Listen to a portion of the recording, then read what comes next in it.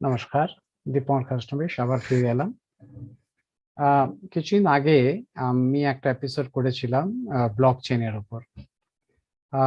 তার একটাই উদ্দেশ্য যে আজকাল চারিদিকে শোনা যাচ্ছে block chain, bitcoin, cryptocurrency, NFT এসব শব্দগুলো।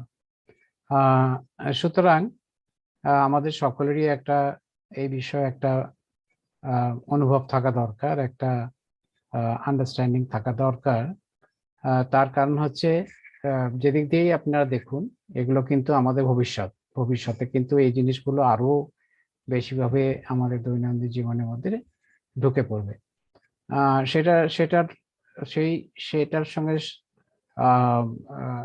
কনফর্মিটি মেনটেন করেই আমি আজকে আরেকটা এপিসোড করছি ক্রিপ্টো বা ক্রিপ্টোকারেন্সির ওপর। আমি অন্যান্য বারের মতো এবারও একটা প্রেজেন্টেশন ডেক ইউজ করবো এইটা এটাকে এক্সপ্লেন করবার জন্য। তো এগোনো যাক। আম, তো ক্রিপ্টোকারেন্সি বা ক্রিপ্টো এই জিনিসটা বোঝবার আগে আমাদের প্রথমে বোঝা দরকার যে আহ, টাকা বা মানি বা কারেন্সি জিনিসটা কি। আমরা সকলেই জানি যে মানব সভ্যতা মোটামুটি ভাবে ৮০,০০০ বছরের পুরনো, কিন্তু মানি বা টাকা এই জিনিসটা কিন্তু আমাদের সভ্যতায় অনেক পরে এসেছে এবং তার আসারও একটা কারণ আছে। এবং আমরা যদি ইতিহাসের দিকে না তাকিয়ে সেটা বোঝার চেষ্টা করি, তাহলে আজকে আমাদের ক্রিপ্টোকারেন্সি জিনিসটা বুঝতে একটুখানি কষ্ট হবে। তো আমরা যদি চলে যাই, ধরুন ৮০,০০০ বছর আগে যখন মানব সভ্যতার প্রথম পতন হয়, তখন আমরা কিন্তু যে জীবনযাত্রায় আহ, আমরা পালন করতাম সেটাকে বলা হয় হান্টার গ্যাদারার। তার মানে আমাদের কাছে তখন পর্যন্ত চাষাবাদের কোনো নলেজ বা কোনো আন্ডারস্ট্যান্ডিং ছিল না। আমরা মানুষ হিসেবে একটাই কাজ করতাম, এক একটা জায়গায় গিয়ে পৌঁছতাম যেখানে পশু পাখি আছে। দিনের বেলা পুরুষরা বেরিয়ে পড়তো পশু পাখি শিকার করতে, এবং যদি শিকার করতে পারতো তাই তাদের মৃতদেহ নিয়ে আসতো। এবং বেশ প্রথম দিকে তারা হয়তো সেসব জিনিসগুলো কাঁচাই কাঁচাই খেত, কিন্তু এক সময় আমরা আগুন আবিষ্কার করি এবং আগুনে পুড়িয়ে রোস্ট করে সেগুলো আহ, সেগুলো খাওয়া হতো। তার মানে মানুষ একটা ছোট দলের মতো থাকতো এবং একটা জায়গায় গিয়ে পৌঁছতো যেখানে তাদের খাবার সম্ভার আছে, খাবার অ্যাভেলেবিলিটি আছে, এবং যেই সময় তারা সেখানকার পশু পাখি কমে যেত, তারা সেই জায়গা ছেড়ে একটা নতুন জায়গায় গিয়ে পৌঁছতো। এবং তার ফলে মানুষ একটা বেদুইন বা একটা যাযাবরে জীবন যাপন করতো। কিন্তু এইটা পরিবর্তন আসে যখন আমরা জানতে পারি যে চাষ বা এগ্রিকালচার কি করে করা যায়। এবং চাষের সঙ্গে সঙ্গে মানুষের কিন্তু একটা বিরাট পরিবর্তন আসে আমাদের সভ্যতার মধ্যে।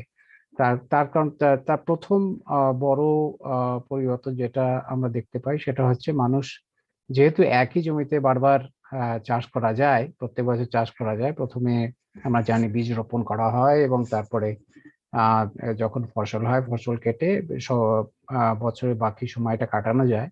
এবং ওই জমির উর্বরতার উপর নির্ভর করে পরের বছর আবার ওইখানেই আবার ফসল করা যায়।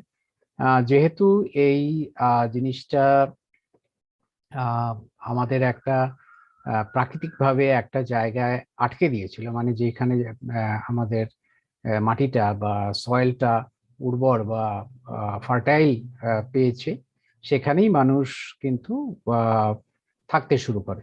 এবং যেই সময় তারা থাকতে শুরু করে, আমাদের সভ্যতার মধ্যে কিন্তু বেশ একটা অন্যান্য একটা আর্থিক একটা বিরাট পরিবর্তন আসে। সেই জিনিসটা কি? ধরুন আগে কি হতো, আগে মানুষ একটা দল বেঁধে থাকতো। সে দল হয়তো 10 জনের দল বা 100 জনের দল, তারা একটা শিকার করতো, শিকার যদি যাই তারা মারতো, সেটা মেরে তারপরে তারা ভাগ করে খেয়ে নিত আগুনে পুড়িয়ে। কিন্তু যখন আমরা চাষাবাদ শুরু করি, সঙ্গে সঙ্গে কিন্তু আমাদের মধ্যে অনেক রকমের জীবিকার পত্তন হয় বা প্রফেশন প্রফেশন শুরু হয়। যদি আমরা চাষের দিক দিয়ে দেখতে চাই, তাহলে দেখবো যে কিছু লোক চাষ করে, কিছু লোক ফসল কাটে, কিছু লোক হয়তো ফসল কাটার পর ফসলের খোসট ছাড়ায়, কিছু লোক ফসলকে স্টোর করে বা একটা স্টোর রুমে রাখে।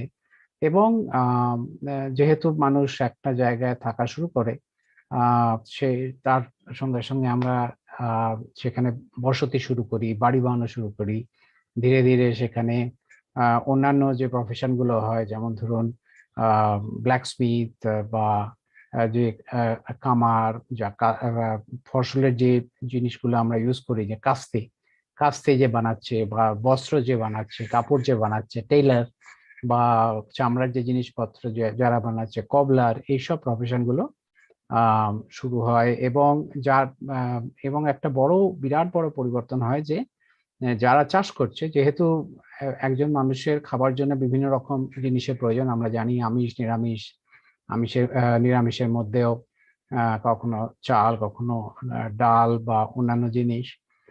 কিন্তু যখন আমরা চাষ করি তখন কখনো এটা সম্ভব নয় যে আমরা একই চাষের জমিতে সব রকম জিনিসের চাষ করতে পারবো। তার মানে আমি হয়তো একটা বা দুটো জিনিসের চাষ করলাম, কিন্তু আমার প্রয়োজন 10টা জিনিস, তাই না? এবং তার সঙ্গে আমার অন্যান্য নানা রকম লোকের থেকে বিভিন্ন সমর্থন বা বিভিন্ন রকম সাপোর্ট বা সার্ভিস নেওয়ার দরকার। এবং এই যখন আমরা সার্ভিস নেব বা যখন আমরা অন্যদের থেকে একটা সাহায্য নেব, তখন তাদের নিশ্চিতভাবেই তাদের কিছুভাবে তাদের একটা পেমেন্ট করতে হবে, বা তাদের কিছু প্রতিদানে কিছু দিতে হবে।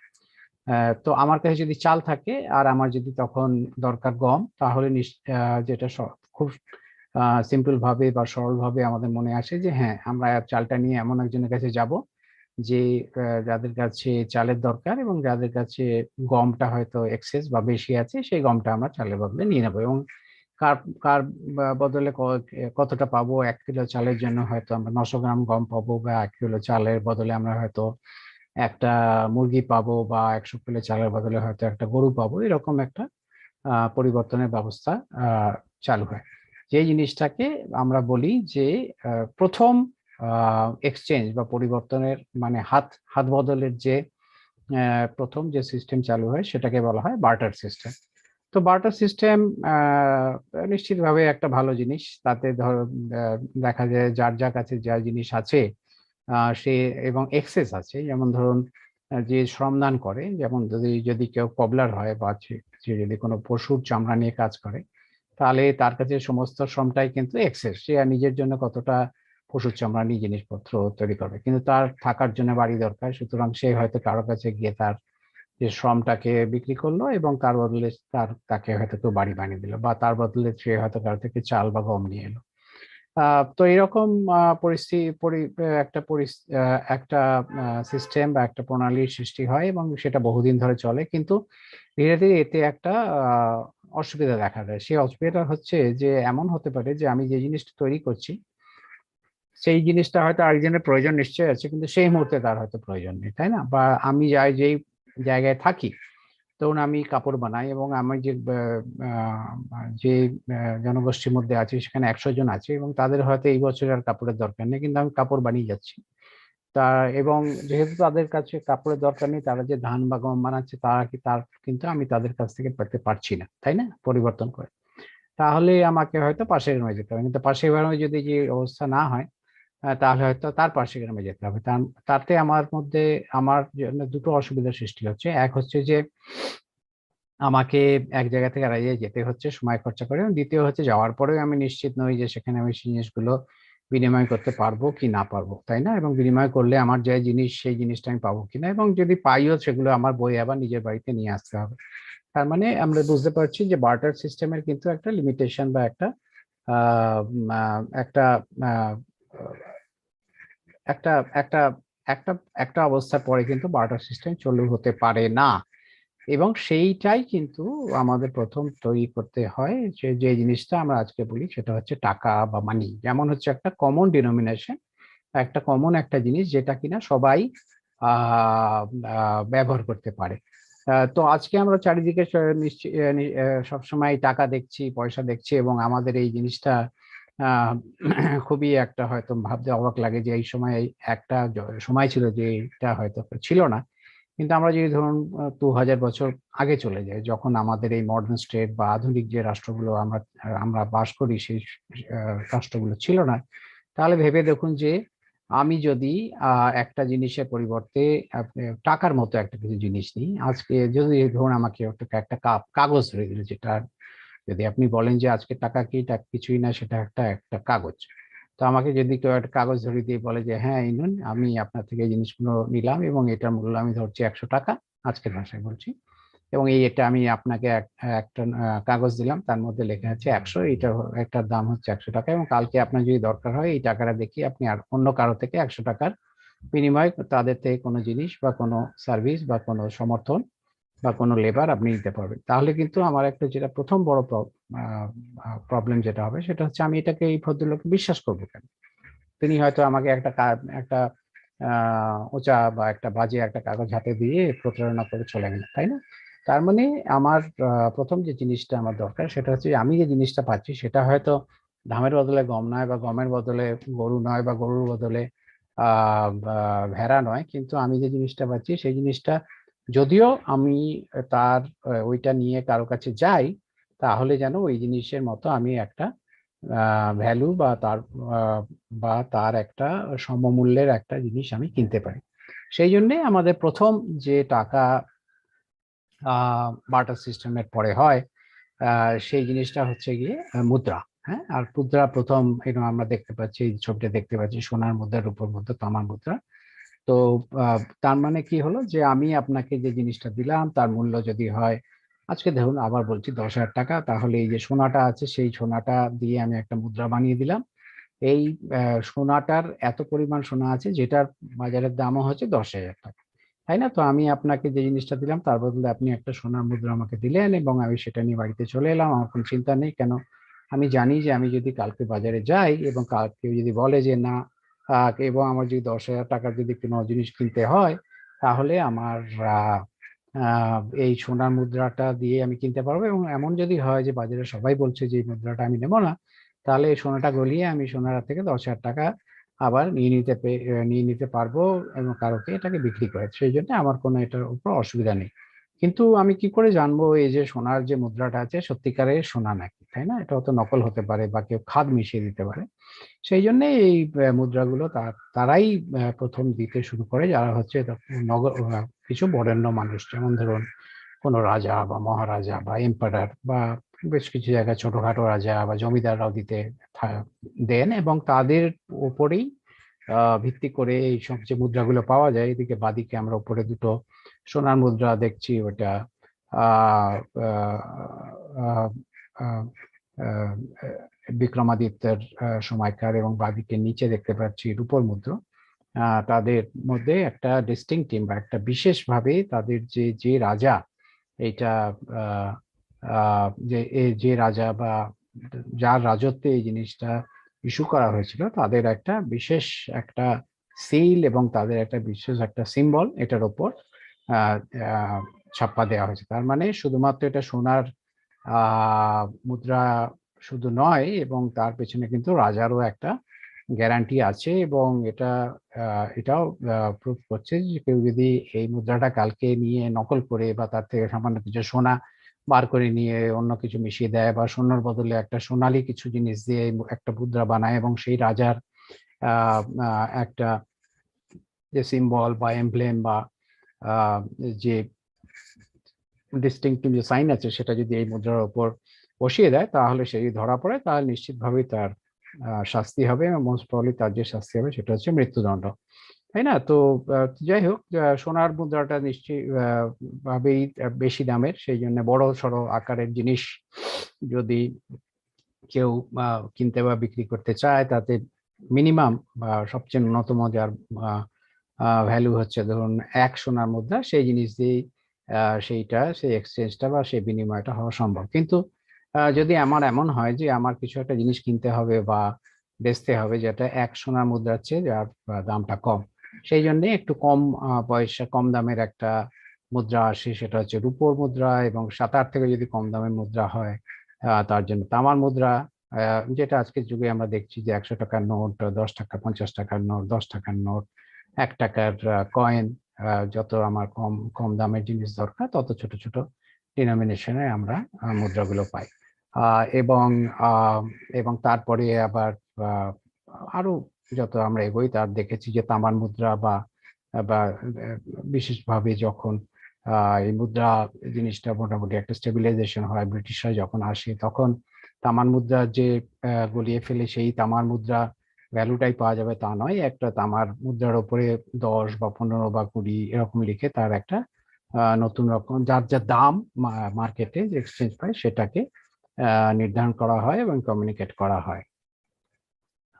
এবং সব সময় যে রূপো বা সোনা দিয়ে বা তামা দিয়ে যে কারেন্সি চলেছে তার কোনো মানে নেই। বেশ কিছু সময় কিন্তু অন্যান্য জিনিস দিয়েও কারেন্সি হিসেবে মানা হয়। যেমন ধরো এখানে শেল বা বাংলায় যেটাকে বলা হয় কড়ি, রাইট? আমরা এই সকলেই এই ছায়াছবির নাম শুনেছি, কড়ি দিয়ে কিনলাম। তো সেই কড়ি কড়ি কড়ি কিন্তু একটা জিনিস জানতে হবে যে কড়ি কিন্তু ভারতের জিনিস নয়, কড়ি কিন্তু বাইরে থেকে আসতো, মানে যাকে বলে আজকের ভাষায় ইম্পোর্ট করা হতো। এবং তার একটা মূল্য কড়ির শেপ এবং সাইজ এবং কালার দিয়ে বিভিন্ন কড়ি বিভিন্ন রকম দাম হতো। এবং যেহেতু কড়িরই একটা মানে ইন্ট্রিনসিক, যেমন সোনার এবং রূপোর যেমন একটা নিজস্ব একটা দাম আছে, সেরকম কোনো দাম ছিল না। কিন্তু তা সত্ত্বেও কড়ি কিন্তু একটা মুদ্রা হিসেবে ধরা হতো। তার কারণ হচ্ছে কড়িকে পেছনে ব্যাক করতো বা সাপোর্ট করতো, বা কড়ির পেছনে যে রাজা বা মহারাজা বা জমিদার বলে দিত যে এই কড়ির এই মূল্য এবং এটা মানতে হবে, যে মানবে না তার শাস্তি হবে। এইভাবে কিন্তু কড়ি ও বিশাল ভাবে আমাদের বার্টারের পরবর্তীকালে ইউজ হয়। কিন্তু এটাও এক সময় দেখা গেল যে কত আর সোনা বা কত আর রূপো আহ, আমাদের ইকোনমি যত বা অর্থনীতি যত বড় হতে শুরু করেছে, তা তো তত সোনা বা তত রূপো বা তত তামা এবং সেই পয়সার সেই রকম অর্থনীতির সঙ্গে যে মূল্যর সঙ্গে আহ, পায়ে পা রেখে অত মুদ্রা তৈরি করা সম্ভব নয়। এবং তার চেয়ে আরো একটা বড় ব্যাপার যেটা দেখা গেল সেটা হচ্ছে, যদি একজনের বেশ কিছু স্বর্ণ মুদ্রা নিয়ে এদিক থেকে ওদিক যেতে হয়, তাহলে তার একটা নিজস্ব একটা ওজন আছে, সেটা একটা আনকমফোর্টেবল বা একটা অসুবিধার কারণ হয়ে দাঁড়ায়। এবং তার চেয়ে যেটা হচ্ছে সেটা হচ্ছে রাস্তায় চুরি হয়ে যাওয়ার একটা ভয়। সেই জন্যেই পরবর্তীকালে যে জিনিসটা আসে সেটা হচ্ছে পেপার মানি। এবং পেপার মানিটা হচ্ছে গিয়ে একটা বিরাট একটা আবিষ্কার বলা যায়, যেটা কিনা আমাদের মডার্ন ইকোনমিকে একেবারে রিভলিউশনাইজ করে দিয়েছে। তো পেপার মানি কারা কারা পাবলিশ করে, পেপার মানি কারা বাজারে নিয়ে আসে? পেপার মানি নিয়ে আসে সেন্ট্রাল ব্যাংক। যে আমাদের সেন্ট্রাল ব্যাংক হচ্ছে রিজার্ভ ব্যাংক অফ ইন্ডিয়া, সেরকম সমস্ত দেশ যেখানে আর কি মোটামুটি একটা ইকোনমি একটা স্টেবিলাইজ কন্ডিশনে বা সিচুয়েশন আছে, তাদের একটা সেন্ট্রাল ব্যাংক থাকে। মোস্ট প্রবাবলি তাদের বলা হয় central bank of that country, মানে সেন্ট্রাল ব্যাংক অফ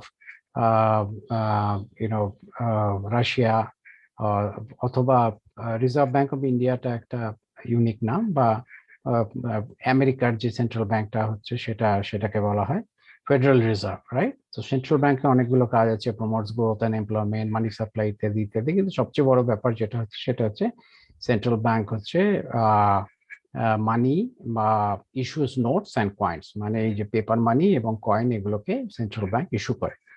আর এই জিনিসটাকে বলা হয় ফিয়াট মানি। ফিয়াট মানে হচ্ছে যে এমন একটা জিনিস যে ইংরেজিতে issued in the government and not back by physical commodities. মানে কি, আগেকার যে মুদ্রাটা যে আসতো, সোনার মুদ্রা যে বলা হতো এতটা দাম, তার কারণে এই সোনাটা বাজারের দাম এতটা।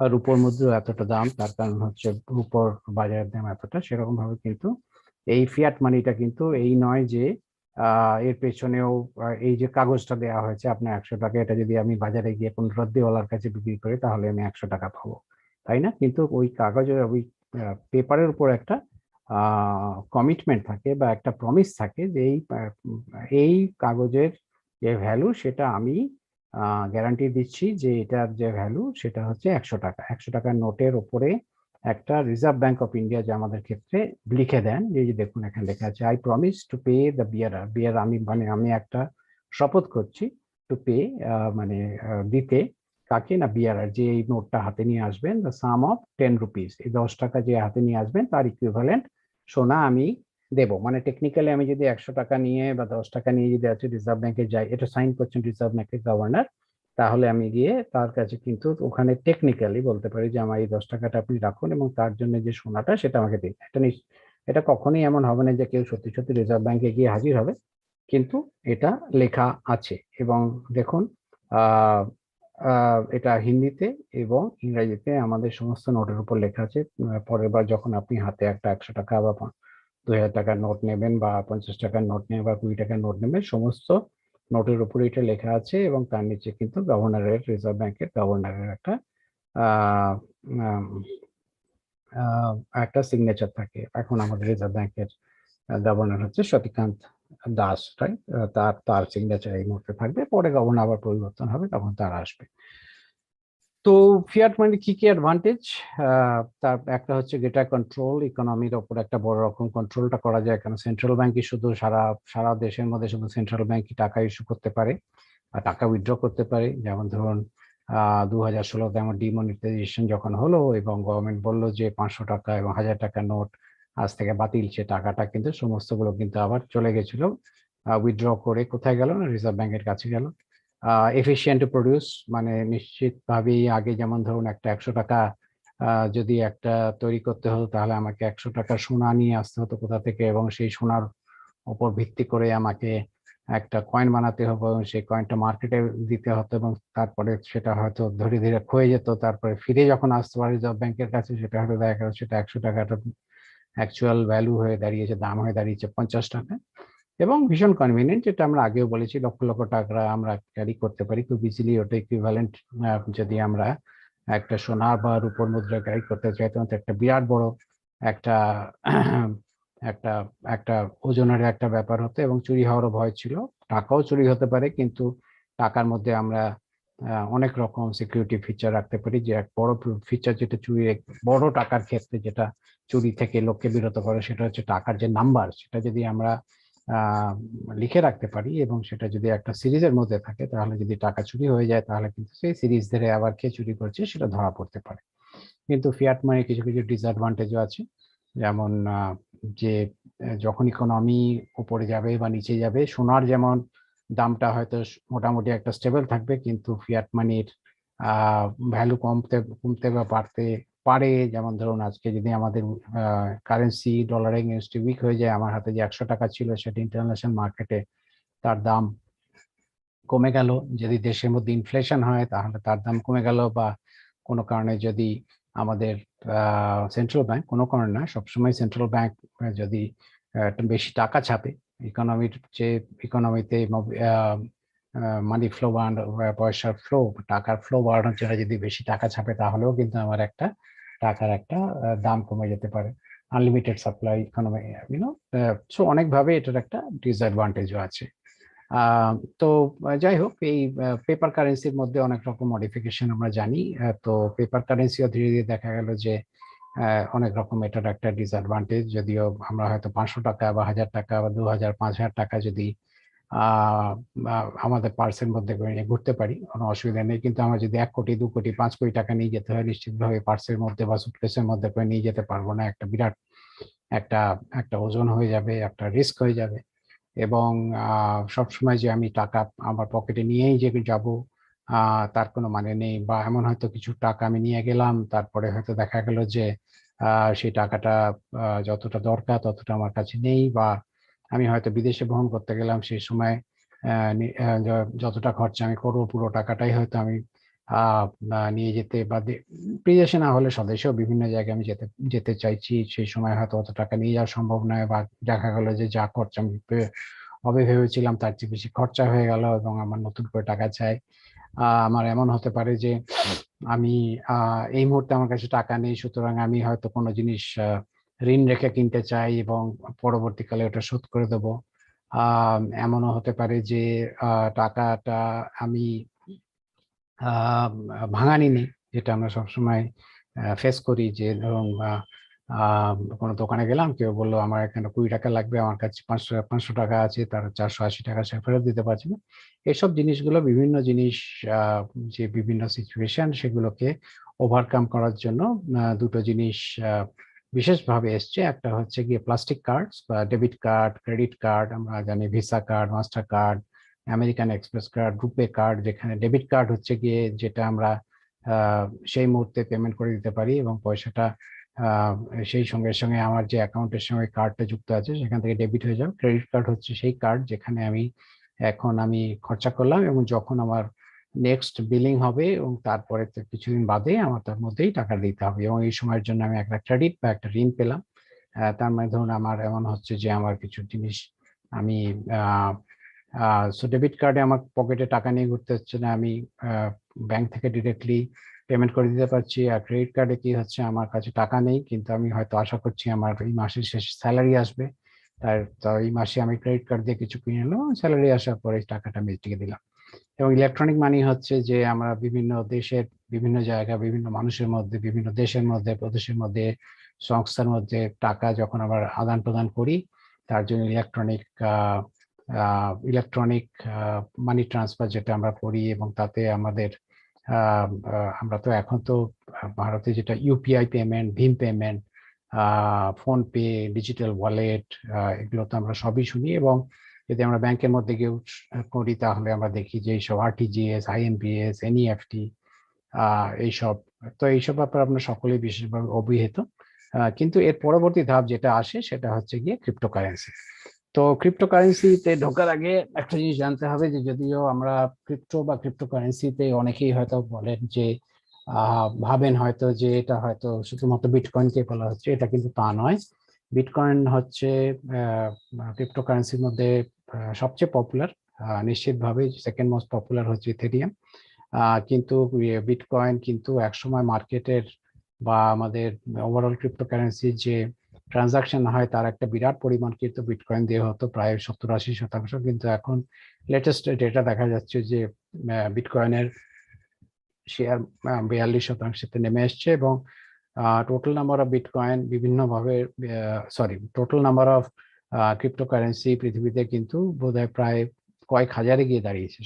বহু নতুন নতুন নতুন নতুন ক্রিপ্টোকারেন্সি হয়েছে, কিন্তু আমরা এই আলোচনাটা মোটামুটি বিটকয়েন এবং ব্লকচেনের ওপরই রাখবো, এবং এটার ওপর ভিত্তি করে আপনার অন্যান্যগুলো নিশ্চয়ভাবে বুঝতে পারবেন। তো ক্রিপ্টোকারেন্সি জিনিসটা কি? ক্রিপ্টোকারেন্সি হচ্ছে এমন একটা জিনিস যেখানে টাকাটার কোনো ফিজিক্যাল ইয়ে নেই, ফর্ম নেই, যেটা আপনি ডিজিটাল কারেন্সির ক্ষেত্রেও বলতে পারেন। কোনো সেন্ট্রাল অথরিটি নেই, এটা একটা ডিস্ট্রিবিউটেড একটা পরিকাঠামোর মধ্যে চলে, এবং কোনো সেন্ট্রাল ব্যাংক যেহেতু ইনভলভ নাই, সেই জন্য এটা ক্রিপ্টোকারেন্সি কিন্তু কোনো একটা দেশ বা কোনো একটা সংস্থা কন্ট্রোল করতে পারে না। এটা একটা ডিজিটাল ওয়ার্ল্ডে সবাই মিলে যারা এর মধ্যে ইনভলভ, যারা সবাই এরা পার্টিসিপেট করছে, তারা এটা কন্ট্রোল করতে পারে। এবং হঠাৎ করে কোনো সেন্ট্রাল ব্যাংক বা কোনো দেশ যদি ডিসাইড করলো যে আমরা বেশি বা কম প্রিন্ট করব, বা হঠাৎ করে একটা কারেন্সি উইথড্র করে নেবো, বা ক্রিপ্টোকারেন্সিকে তার তার উপর বেস করে হয়তো কোনো কারেন্সি হয়তো ইনভ্যালিডেট হয়ে গেল, যেটা আমাদের ডিমনিটাইজেশন হয়েছিল, বা ভ্যালু কমে গেল অনেক বেশি চাপানোর জন্য, এসব কোনো কিছুই কিন্তু ক্রিপ্টোকারেন্সির ক্ষেত্রে সম্ভব নয়।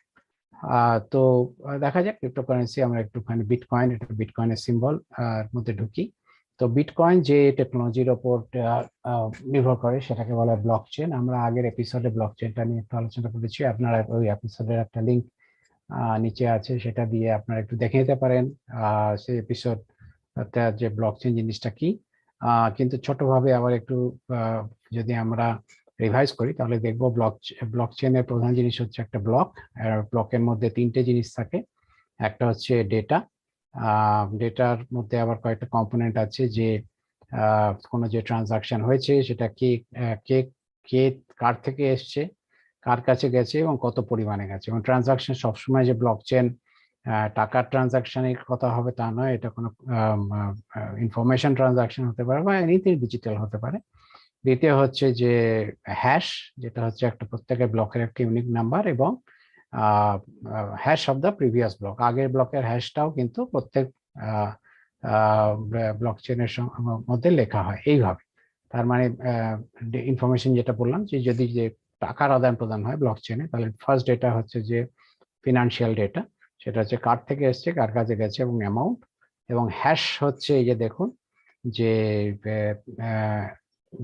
IZ8F, এটা কিন্তু একটু সিম্পলিফাইড করে দেখানো হচ্ছে। অ্যাকচুয়াল বিটকয়েনের যে ব্লকচেনের যে হ্যাশ হয় সেটা অনেক বড়, একটা এক্সাম্পল আমরা দেখবো, অনেক লম্বা, এবং সমস্ত হ্যাশই কিন্তু তার মধ্যে প্রিভিয়াস যে হ্যাশটা, প্রিভিয়াস যে ব্লকটা ছিল তার হ্যাশটাও কিন্তু এইটার মধ্যে থাকে। যেমন ধরুন এই যে সবুজ রঙের যে ব্লকটা দেখছি তার যে হ্যাশ IZHF সেটা হচ্ছে কিন্তু প্রিভিয়াস হ্যাশ IZHF এর সঙ্গে সেম, তাই না?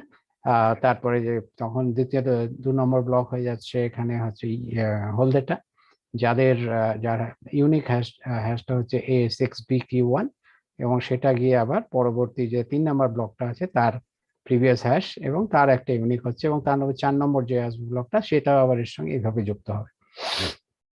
এবং দ্য ব্লক চেনে যখন একটা ট্রানজাকশন হয় তখন একটা ডিস্ট্রিবিউটেড লেজার হয়, ব্যাংকে যেমনি সেন্ট্রালাইজ লেজার হয় একটাই লেজার থাকে, একটাই জায়গায় সমস্ত হিসাব নিকাশ থাকে, এটা তা নয়। এটা হচ্ছে একটা এই মুহূর্তে 10 লক্ষ লোক, 1 বিলিয়ন লোকের কাছে এই পুরো ব্লক চেইন এর যে লেজারটা আছে বিভিন্ন ট্রানজাকশনের সেটা সকলের কাছে আছে। এবং যখন একটা ট্রানজাকশন হয় একটা নতুন ব্লক তৈরি হয় এবং নতুন ব্লকের মধ্যে ডেটা এবং নতুন ইউনিক হ্যাশ এবং প্রিভিয়াস ব্লকের হ্যাশ এই 3টে জিনিস যখন যুক্ত হয় তারপরে 10 মিনিটের মধ্যে এটা এই নেটওয়ার্কের মধ্যে সমস্ত লোকের যে ডেটাবেস আছে সেটা আপডেটেড হয় এবং তখনই এটা একটা ব্লক হিসেবে পরিচিত হয়।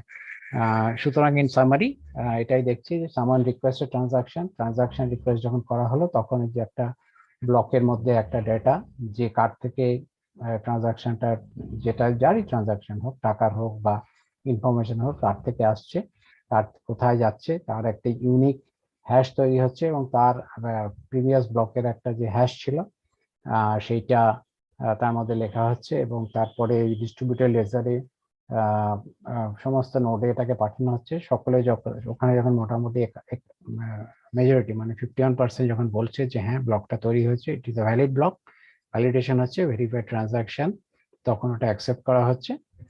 Transaction combined with other transaction to be a new block and the data of the ledger and the new block is then added to the existing blockchain, তাই না? তো এটাই হচ্ছে ব্যাপার। তো বেনিফিট কি, যেটা আগে আমরা দেখেছি যে ট্রান্সপারেন্সি, যেহেতু সকলের কাছে একটা কপি আছে সবাই জানতে পারে কোনো একটা ব্যাংকের কাছে কি ডেটা আছে সেটা নয়।